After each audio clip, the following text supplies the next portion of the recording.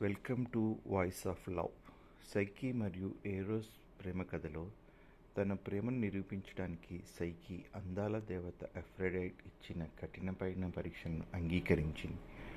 మొదటి పరీక్ష.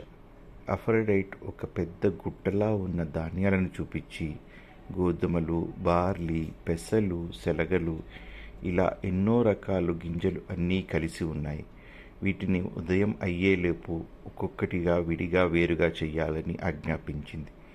ఇది మనుషులు చేయలేని పని. నిరాశతో నిలబడ్డ సైకి దగ్గరకు అప్పుడే ఒక చిన్న అద్భుతం జరిగింది. వేలు కాదు, లక్షలు కాదు, కోట్లాది చీమలు అక్కడ చేరుకున్నాయి. ఆ చీమల దండు కొద్దిసేపట్లోనే అన్ని గింజలను వేరు చేసి పెట్టాయి. అలా సైకి మొదటి పరీక్షను విజయవంతంగా పూర్తి చేసింది. రెండవ పరీక్ష ఇంకా ప్రమాదకరమైనది. అఫ్రోడైట్ ఇలా ఆజ్ఞాపించింది.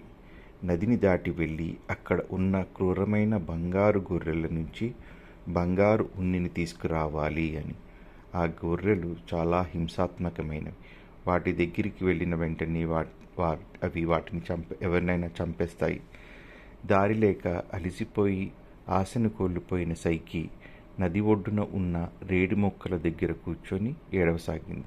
అప్పుడు ఆ రేడి మొక్కలు ఆమెకు ఒక రహస్యాన్ని చెప్పింది. పగలు వాటి దగ్గరికి వెళ్ళకూడదు. రాత్రి అవి చాలా ప్రశాంతంగా ఉన్నాయి.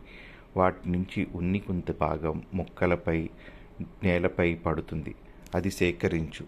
ఆ సలహా అనుసరించి సైకి రాత్రి సమయంలో మొక్కల మధ్య కింద పడి ఉన్న బంగారు ఉన్నిని సేకరించింది. అలా రెండో పరీక్షను కూడా విజయవంతంగా పూర్తి చేసింది. కానీ అఫ్రోడైట్ పరీక్షలు ఇంకా ముగియలేదు. ఇంకా ఎంతో కఠినమైన పరీక్షలు ఉన్నాయి.